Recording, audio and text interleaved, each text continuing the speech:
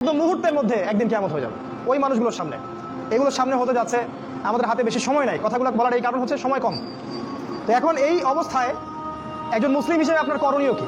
আমি কয়েকটা পয়েন্ট আপনাকে বলতে পারি 5 মিনিটের মধ্যে। এই কয়েকটা পয়েন্ট যদি আপনি একটু মেনে চলেন, ইনশাআল্লাহ আপনিও শেষ জামানায় সফল হবেন ইনশাআল্লাহ।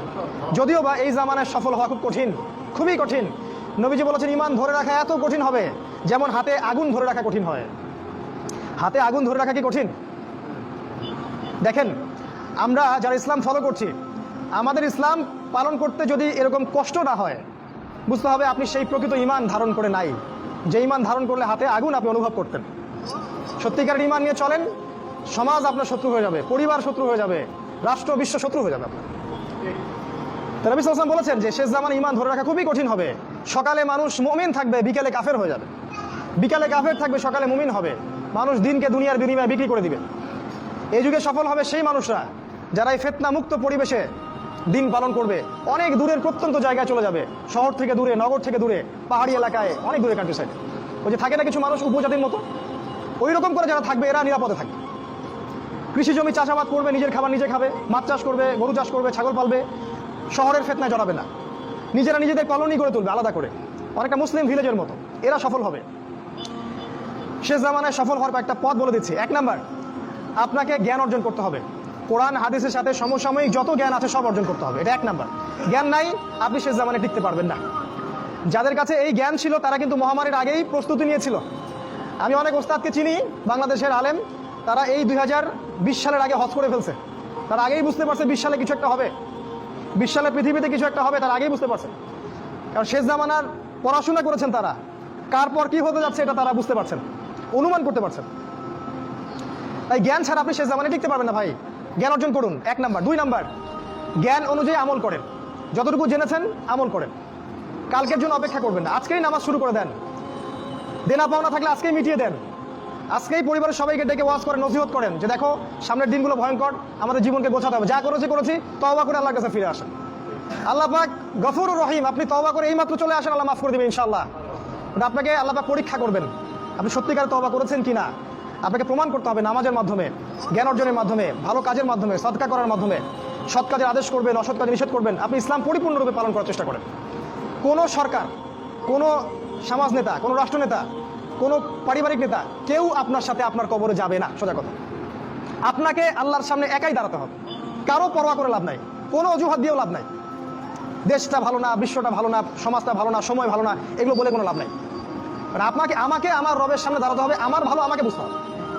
আমার ভালো, বাজারে গেলে একটা মাছ ভালো না খারাপ আপনি তো বোঝেন, তরকারি ভালো না খারাপ বোঝেন। দিনের ব্যাপারে বুঝতে চান না কেন? দিনের ব্যাপারে খালি হুজুরদের শরণাপন্ন কেন হচ্ছে? পড়াশোনা করেন, আমল করেন, আমল বাড়িয়ে দেন। দিন সময় নষ্ট করবেন না। যুবকদেরকে স্পেশালি বলবো, সময় নষ্ট করবেন না। শয়তান 3টা ধোঁকা দিবে যে পরে শিখে নিব, পরে করবো নি। শয়তান আসে বুঝাবে যে এখন কি আর বয়স হয়েছে, আগে পরে দেখা যাবে। শয়তান বুঝাবে আমি এগুলো জানি তো, আর জানার দরকার নাই। এগুলো শয়তান বোঝাবে আপনাকে। এই শয়তানের ধোঁকায় পড়বেন না। সময়কে মূল্যায়ন করেন, আমল করা শুরু করেন। আল্লাহর ওয়াস্তে তওবা করে আল্লাহর দিকে ফিরে আসেন। আল্লাহ পাক তৌফিক দান করুন, আল্লাহুম্মা আমিন। 3 নাম্বার, সৎ কাজের আদেশ করেন, অসৎ কাজে নিষেধ করেন। পরিবার থেকে শুরু করেন। আপনি ব্যক্তিটা গড়ে তোলেন, পরিবারটাকে ইসলামিক পরিবারে গড়ে তোলেন। আপনার ছেলে, আপনার মেয়ে, আপনার স্ত্রী, আপনার সন্তান, আপনার বোন, আপনার মা, সবার ব্যাপারে মনিটরিং করেন, চোখে চোখে রাখেন। আপনি জানেন না আপনার ছেলেটা অনেক আগেই জেনাকারী হয়ে গেছে, আপনি টের পান নাই। ছেলের হাতে স্মার্টফোন তুলে দিয়েছেন, ছেলে গোপনে গোপনে 10টা প্রেম করে, আপনি জানেন না। ও দুধ খায় না এখন, মনে করছেন যে ও দুধ খায়, ও অনেক ম্যাচিউরড হয়ে গেছে। আপনার মেয়েকে দেখে মনে হয় খুব পর্দা করে, দেখেন ভিতরে ভিতরে কোনো ছেলের সাথে সম্পর্ক তৈরি করে ফেলছে। অনেক ঘটনা ঘটে যায়, আমরা সরল মনে অনেক কিছু করি। আপনার ওয়াইফকে দেখেন, আপনি যখন বাসায় থাকেন না, কি করে না করে মনিটরিং করেন। টিভি বন্ধ করে দেন, সিরিয়াল টিরিয়াল বন্ধ করেন। এমন কারোর সাথে মিশতে দিবেন না যে আপনার ছেলেকে, আপনার মেয়েকে, আপনার বোনকে, আপনার মাকে বিপথে নিয়ে যাবে। কঠোর হন পরিবারের উপরে, কারণ আপনাকে আল্লাহ পাক আপনার পরিবার সম্পর্কে জিজ্ঞাসাবাদ করবেন। অবশ্যই জিজ্ঞাসা করবেন। বিশ্বাস করেন আল্লাহ পাক কিয়ামতের মাঠে আপনাকে আপনার পরিবার সম্পর্কে জবাবদিহি করাবেন। প্রত্যেকটা বিষয় আপনি দাওয়াত দেন, চেষ্টা করেন, তারপরে যদি ছেলে বেলাইনে যায় সেটা তার ব্যাপার, ওর হিসাবও দিবে। নূহ আলাইহিস সালামের ছেলে কাফের হয়ে গেছে, ওর হিসাবও দিবে, সেটা আলাদা। কিন্তু আমাকে আমার চেষ্টা করতে হবে। পরিবার গড়ে তোলেন, সৎ কাজের আদেশ করেন, অসৎ কাজে নিষেধ করেন। 4, এই যে কোরআন এবং সুন্নাহর দাওয়াতটা পৌঁছে দেন মানুষের কাছে। দাওয়াতেই কাজ করেন ভাই, সময় নষ্ট করেন না। আপনি যে দল করেন বা যে সংগঠন করেন বা যে মাযহাব, যে তরিকায় থাকেন, আমার তাতে কোনো আপত্তি নাই, কিন্তু কোরআন সুন্নাহর দাওয়াতটা মানুষের কাছে প্রচার করেন। মূল বিষয়ে কোনো পার্থক্য নাই। এই দাওয়াত দেওয়ার সময় সাম্প্রদায়িক হবেন না, সবাই আমার দলে আসো, আমার দলের ফর্ম পূরণ করো, না হলে দাওয়াত হচ্ছে না, এমন দাওয়াতের দরকার নেই। মানুষ ইসলামের দাওয়াত দেন, আল্লাহর দিকে ডাকেন, কোরআনের দিকে ডাকেন, সুন্নার দিকে ডাকেন, দেখবেন সমাজে একটা সাম্য চলে আসবে ইনশাআল্লাহ। দাওয়াতি কাজ করেন, বেশি বেশি কোরআন সুন্নার দাওয়াতি কাজ করেন। 5 নাম্বার, অর্থ সম্পদ যা আছে এগুলোকে কাগজের টাকায় রেখে দিবেন না। আমার নসিহত, হয়তো বুঝতে পারছেন না, মাথার উপর দিয়ে যাচ্ছে কথা, কিন্তু পরে বুঝবেন। টাকা পয়সা যা আছে এগুলোকে ব্যাংকে কাগজের টাকার মধ্যে রেখে দিবেন না, কারণ কাগজের টাকা সামনে আর থাকবে না। লিখে রাখেন, কয়েক বছর পরে দেখতে পারবেন সমস্ত টাকা হয়ে যাবে ইলেকট্রনিক, খালি পাঠাবেন। ইলেকট্রনিক মানে আপনি টাকা ধরতেও পারবেন না, পকেটে রাখতেও পারবেন না, খালি জানবেন আমার অ্যাকাউন্টে এত টাকা আছে। এই পুরো ব্যাংকিং সিস্টেমটা পড়ে যাবে, থাকবে না। বিশ্বাস না হলে লিখে রাখতে পারেন, এই পুরো ব্যাংকিং সিস্টেম পড়ে যাবে, কাগজের টাকা থাকবে না। কি করবেন তাহলে? আপনি আপনার সম্পদটাকে সোনায় রূপান্তর করেন, কিছু সোনা করে রাখেন, জমায় রাখেন, রূপায় কনভার্ট করেন। এগুলোর দাম কখনো কমবে না।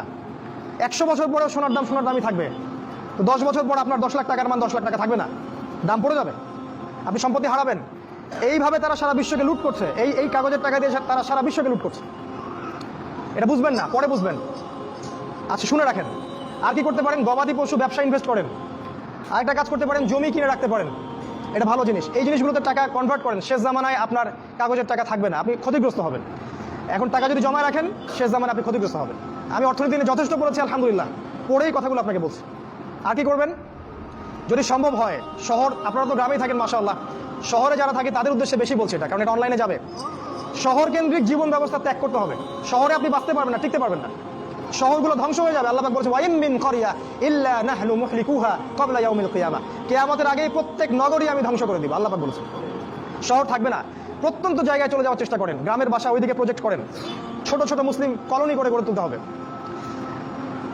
এই কাজগুলো করতে পারেন। আর কিছু করতে পারেন, শারীরিক প্রস্তুতি নেন।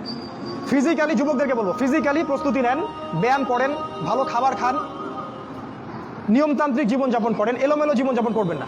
আর নিয়মতান্ত্রিক জীবনযাপন করার সবচেয়ে উসওয়াতুল হাসানা হচ্ছে রাসূলুল্লাহ সাল্লাল্লাহু আলাইহি ওয়াসাল্লাম। উনার সুন্নাহ মাফিক জীবনযাপন করেন, আপনি ভালো থাকবেন। কারণ সামনের দিনগুলোতে আরও ফিতনা বাড়বে, এবং আমাদের এই যুব সমাজের এবং তার পরবর্তী প্রজন্মের শারীরিক অবস্থাকে নষ্ট করে দেওয়ার জন্য অগণিত খাবার বাজারে ছেড়ে দেওয়া হয়েছে, যেগুলোর মধ্য দিয়ে অসুস্থ হয়ে যাবে।